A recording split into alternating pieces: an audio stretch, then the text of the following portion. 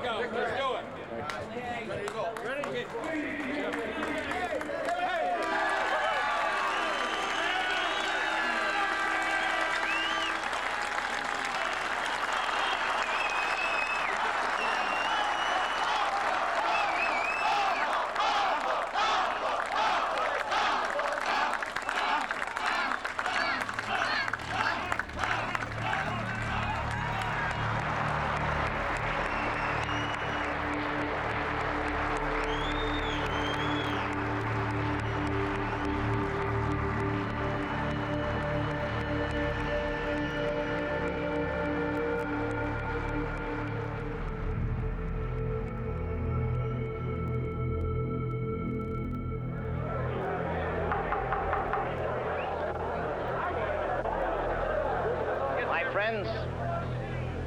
And you are my friend since I'm a kid, 16 years old. My father, I mean, he made the Teamsters what it is today. I mean, he was the one that got us to 1.5 million, 2 million members. He's the one that established historic contracts. Jimmy Hoffa and the Teamsters in 1960 were a dominant force in our society. They were incredibly powerful. They could essentially shut down the economy if they wanted to, and they were militant enough to do it.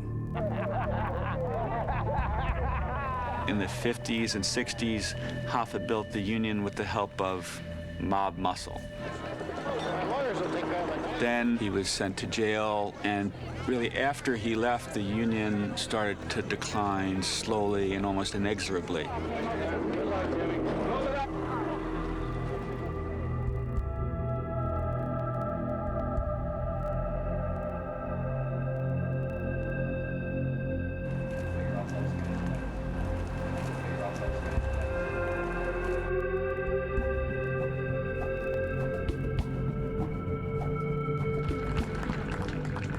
It is with great humility that I assume today the duties of the office of the General President of the International Brotherhood of Teamsters. My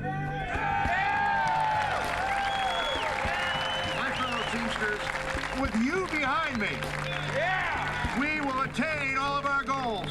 One important goal for Hoffa is to show that the Teamsters are a legitimate union, that, all this talk of corruption, that's the past. Now he wants to show that they're a legitimate player. We are the Teamsters. Join us. We are back.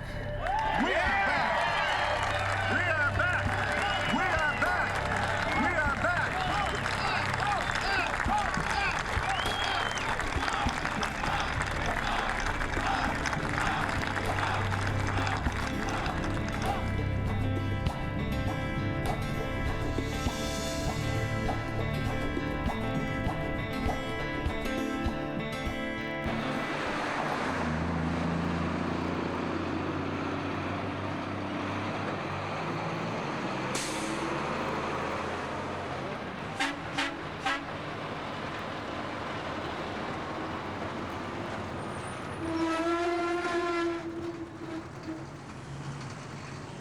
The IBT's organizing efforts is Overnite. Jim Hoffa said when he was campaigning for 4 years that his top priority in organizing was going to be Overnite.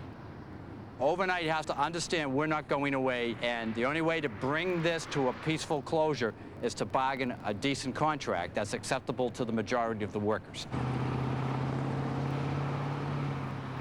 I mean, here are people that have voted overwhelmingly to join the union, and we don't have a contract. We've got almost 4,000 people that have signed up so far, and those people, they deserve to have what we've got. You may have heard Leo Suggs got on the TV yesterday and said that our campaign is political. Well, I guess we're not serious about organizing Overnite, so, and that you were just trying to walk or fill the footsteps of your dad, and you were going to learn this was the 1990s. Well, so the next week or so, Critical negotiations. we'll tell where we go.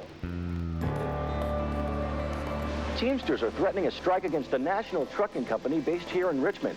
Overnite Trucking, headquartered downtown, is one of the country's biggest non-union truck companies. Transportation is the nation's sixth largest trucking company. The two sides have been struggling over a contract since 1994. Overnite is a wholly owned subsidiary of Union Pacific. Those shares are President James Hoffa won't say when the strike would occur, but Hoffa vows to stop Overnite cold until the company warms to the idea of negotiating with the Teamsters.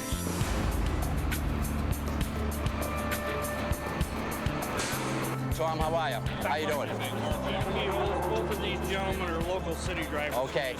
Okay, all right, great. Well, thanks for coming on. I just wanted to come by. We have that meeting tonight. Teamsters core industry is trucking and freight. For us to be an effective labor organization, we have to keep this industry unionized. If we can't be a major force in the trucking industry in this country, why would any worker want to join us from other industries? Then we're going to do it. If we can't organize a company like Overnite, then the future of the union is very much in question. It's a do-or-die situation. Failure is not an option. Hey guys, when you start taking some seats, in case we have to bring some more seats in, please, so we know how many we need. You know, we're going to be doing this kind of a thing all over the Overnite chain. The Overnite fight is very important for the overall American labor movement, because the labor movement as a whole is trying to regain the power and clout that it had once upon a time. And if the Teamsters could win here, that would have very important symbolic value, not only for the Teamsters, but for the whole labor movement. Let's win this thing. Let's jump in there behind them people, and let's show Overnite that we're all in this damn thing together. Your turn, brother. You know, you can work with them, you can talk to them. Keep negotiating with them for another 4 years. No, we ain't gonna do that. But we're looking at a strike. That's the only thing they understand. So what I'm saying is, I'm here for the fight. I like a good fight. God bless you. God bless you. I'm here for the fight. I'm here for the fight. Good fight. I'm here for the fight.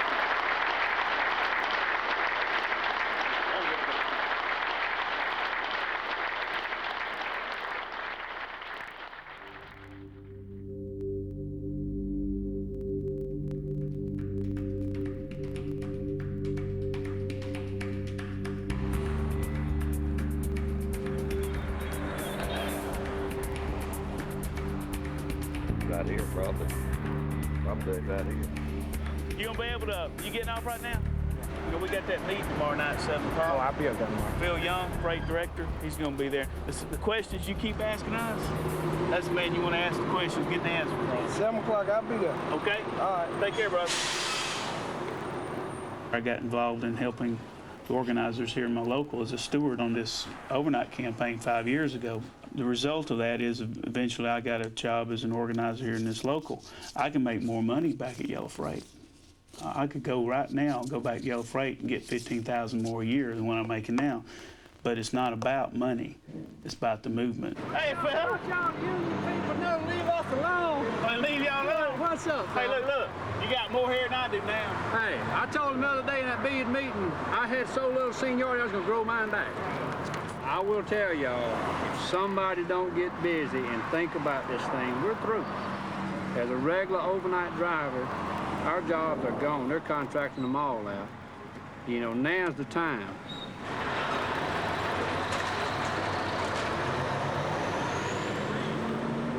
I've been working for Overnite ever since I was 18. I grew up with a dad that worked for Overnite and an uncle that worked for him. And when I graduated from high school, like I say, it was natural to go to Overnite because that's the way they done it back then. You know, they hired a lot of father and sons.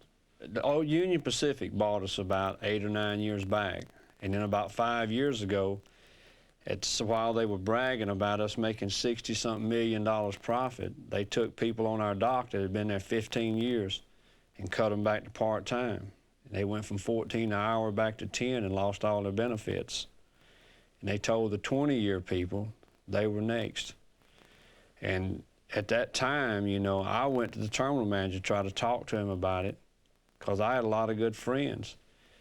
And he just, you know, he wouldn't even talk about it, you know. He just said this was something had to be done and that we couldn't do nothing about it. And I told him, well, if you couldn't, I could go to the union and we would try to do something about it. And he got mad and started calling me stupid. And that's where the campaign started in Atlanta. You know, I sat down and I thought about it. I talked it over with my family. I told them what I was going to do and what could happen. I feel the fear now just talking about it. I do. And, you know, because like I say, I was raised by a dad and an uncle that was so scared to, just mention unions setting this far out in the country because they said the company would fire them. I growed up with this mentality, the company will fire you. And I can't grow old and I can't raise my daughter thinking you got to be this scared over a job. But, you know, even if it costs my job, you know, you can't be that scared. You got George out here, Alex. Is this the main entrance? Yeah. Can I ask you to read a little information about Home Depot and overnight trucking? Thank you. I want to let you know about a problem that we're having with one of Home Depot's suppliers, overnight transportation. There's a good chance of a nationwide strike, so that means a lot of the stuff that's here won't be here for a while. So we're just trying to get the public support and letting people know what's happening. This is all about dollars. So Overnite is a $1 billion unit of a $10 billion conglomerate, Union Pacific Corp. UP has said it will not allow a union in Overnite, and it's willing to spend, quote, whatever it takes to keep the Teamsters out. The company has fought them at every turn, at every aspect. So this struggle, in a very real sense, is about whether or not American workers have a right to form a union anymore. We're not a terrible company. Our employees say we're not a terrible company. If we sign a contract that's a throwback to the old contracts, we are going to be in trouble. We're not going to go out of business. We're not going to get on that line, which has seen over 40 union companies, major companies, fold in recent years. We're not going to be number 41. I've never been on a Teamster job before. As a matter of fact, we've had 4 represented certification votes here. I voted against them 3. The last one, I had a friend on the platform, and he was a good worker, and he was working on a dock, and he hurt his back, okay? Hurt his back pretty severely. He needed some surgery. They had to fuse the bones, you know, the whole thing. This company, after 12 weeks, one day, they fired him for getting hurt. And I thought that when you were on comp, you know, they had to hold your job. Well, apparently they don't do that. It's 12 weeks and you're done. So again, you know, I'm thinking, you know, here I am. I'm got all these big boxes on my shoulders and all this stuff, and I'm doing the right thing by the company, and oh, I hurt my back. And I'm 14 years on the job, and I'm thinking my pension, it's over in 12 weeks. It's done. And we've had multiple things that happen here. One of the things they did to us is they cut our hours to the point where they made it tough to live. I had to file personal bankruptcy. I nearly lost my house. We fought them in court. Court takes a long time. That took 2 years. We got almost a $100,000 settlement, but a lot of guys couldn't hold on. That's what big companies like this pry on, the fact that you can't hold on like they can. So they'll just break the law consistently and just hope you'll go away. I don't go away. I'm here. We're going to see this thing to the end now. You know?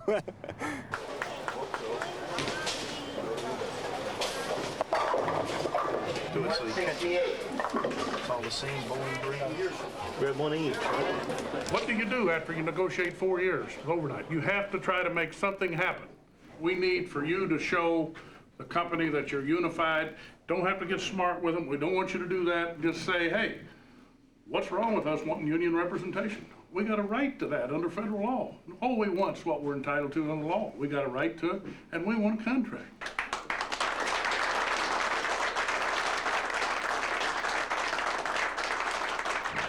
You should get the Magnum. Shoot him. Shoot him. You want it long in the back or short? Mom. What? He wants to sing the jungle song. No, I'm not saying I wanted to sing If you sing, I'm throwing you out. I can't take it. I've had a stressful day. I'm a city driver for overnight transportation. I drive a tractor trailer. I have 5 kids at home. I'm a single mom. You go find your sister. When the issue of strike came into play, I needed it. I personally, come on, don't wipe it out of your eyes. Whoa. What did he do? He fell off the chair. He's laughing. I know he is. He can't get up. He's laughing. Stand. Got hair in your mouth? Basically, when the strike started to become a reality and the union actually started to step in and say, hey, wait a minute, you can't treat these people like this, the terminal was under completely different management. And I was being harassed considerably. It was terrible. I'm the only woman in my terminal with 74 men. My feeling is my manager is not happy with a woman being in his barn. Get out of here. And he wants me out. They're trying to push me out.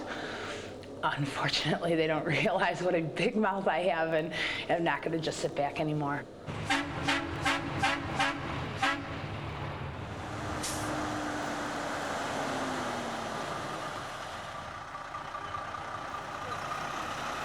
I would say from a standpoint of the trucking industry that the Teamsters really have lost ground, and I think they're going to continue to lose ground because the things that they have traditionally tried to protect and defend are obsolete.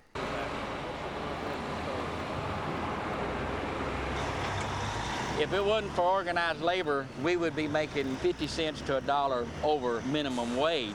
And Tennessee's a right-to-work state. And they can fire you just for wearing the wrong color socks if they want to. But if you're under a contract and you got organized labor behind you, they can't do that. Hey, Art, you ready to get a contract here at Overnite and be working under National Master Freight Agreement? Not with the Teamsters. Not with the Teamsters? You ready to be working under a union contract? All IBT has done for me is just caused me trouble ever since it's been here. We did not come here. The people of Overnite came to us. No, there's a bunch of people like things, a bunch of people that don't want to work. Majority came to us. And did you ever come to see both sides before the election? Hey, man, I've been in the union. No. I was in the UAW. That is not the Teamsters. That don't make no, it's all the same. You think so? Yeah. No, the it's Teamsters. all run by a bunch of hoodlums. There's more hoodlums here. They've broke more laws than any company in America. National labor relation laws. The biggest lawbreaker is your company. Where's Jimmy's dad today? Hey. Huh? Why do you bring that up? You know. Where's he at? Do you know? No. Well, hit the road. But I guarantee you one thing, the hoodlums took care of him, didn't they? Very naive. Goodbye.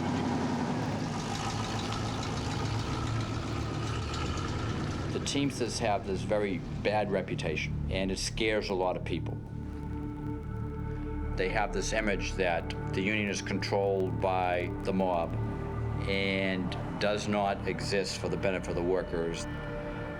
But that image of the Teamsters, it represents to people a day, a time, when unions were strong.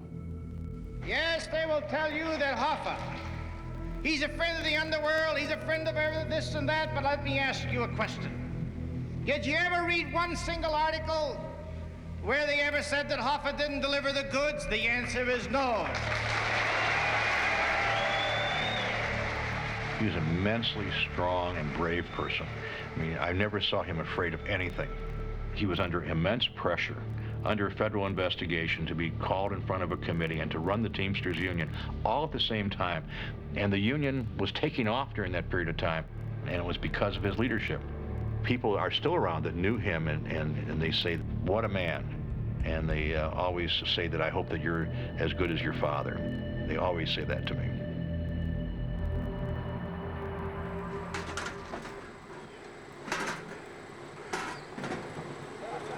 Memphis is the largest break bulk terminal.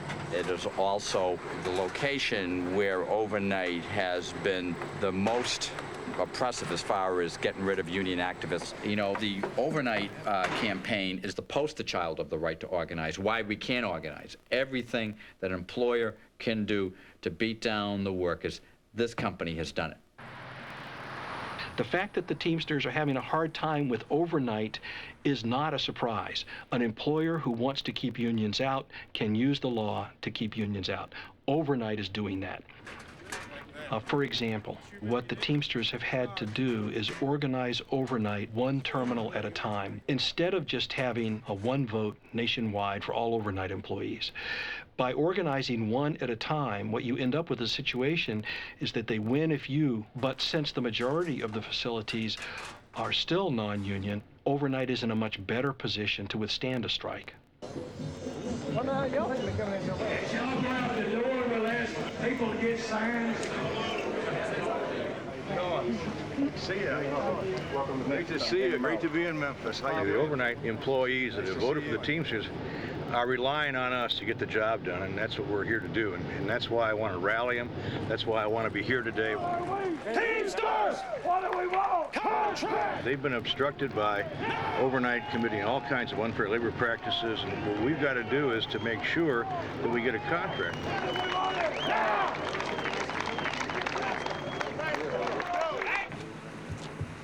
All right.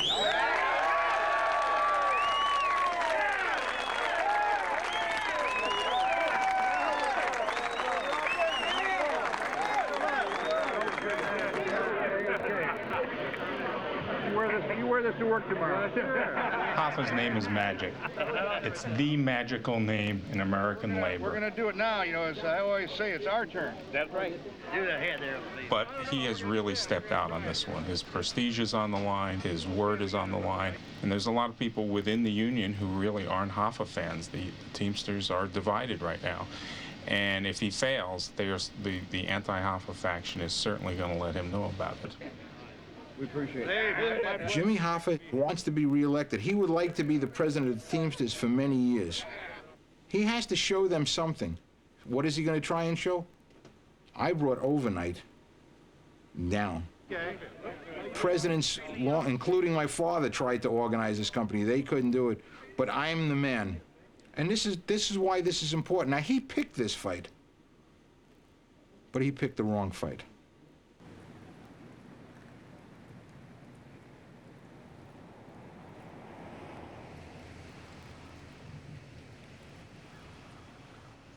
Hello. Hello, Mr. Hoffa. We're on. Hi, Jim. How you doing? Okay. You got you on the speakerphone. Okay. All right.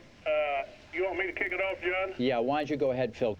I think the bottom line is what we'd like to do is go ahead and take them out on strike and kind of monitor it on a day-to-day basis. Are you talking about striking all the terminals we have organized? Yeah, but John and I agree that we should put a picket up everywhere we can get a picket up.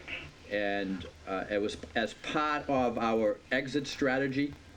We see this going no longer than Thanksgiving.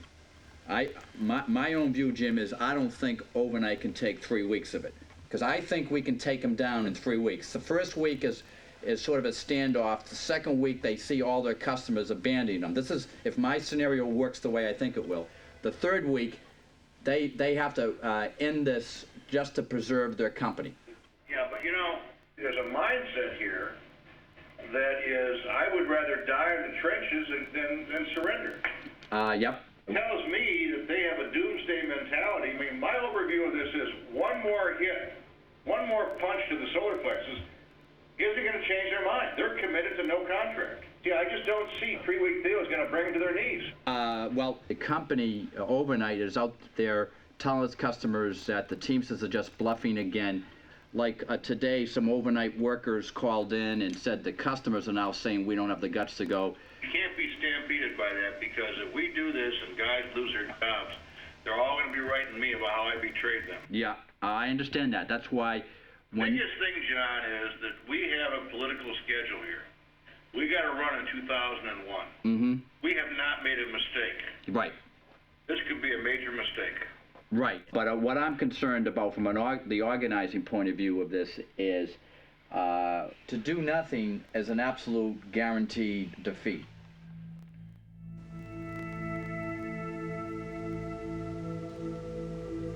The stakes are just so very, very high, and we have an obligation to these workers. It's important for them, and it's important to the union. Very, very early on in my life, you know, the union was having an impact on me. My parents were Irish immigrants, and my father worked in a grocery warehouse, and it was a Teamster warehouse job, and he raised 6 kids on that. Periodically, and I later learned it was when collective bargaining agreements came up, there were these moments of tension, strike, or potential of a strike, but things would always get a little bit better, and we could measure our improvement in our standard of living because I can remember when we got our first refrigerator. We used to have an icebox, and we were able to get a refrigerator. I'll never forget when we first got a television. It was probably in the late 50s. You know, you could see your lives just getting better, and it was because of that Teamster contract. Why do you give so much of your life to the union? Because the union's my life. You know, it's nothing more than that. That's my life is the union is my life.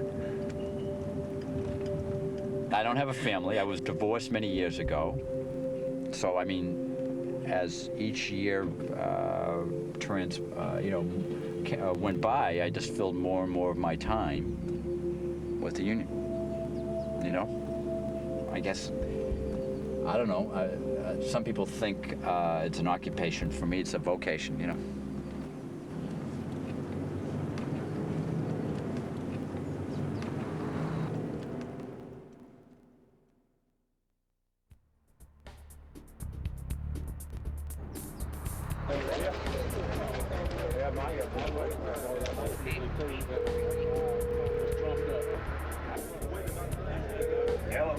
David?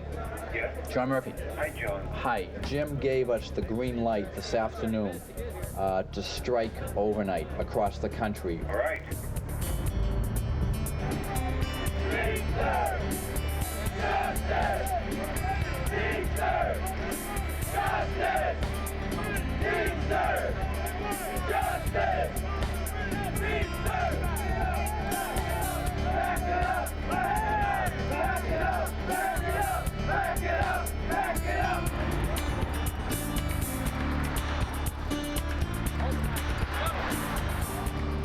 You got the right color! Hang one of them stripes down your back! Dirty dog! Dirty dog! Dirty dog! You like people fighting for you? You chicken shit! Chicken shit!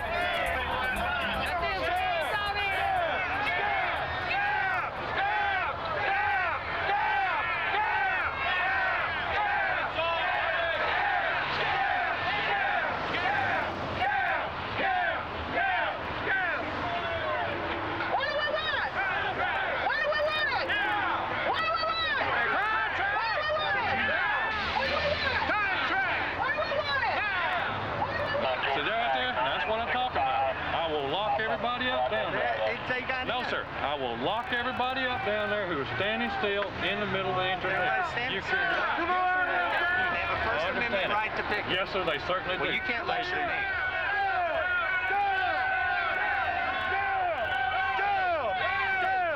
That's a scale. Pure scale. You hear me? Y'all please move back over off the white line, please.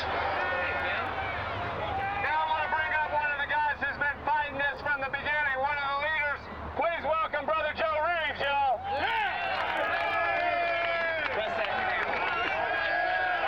Well, a lot of y'all know me, a lot of you don't. I've been here 20. They hollering Joe.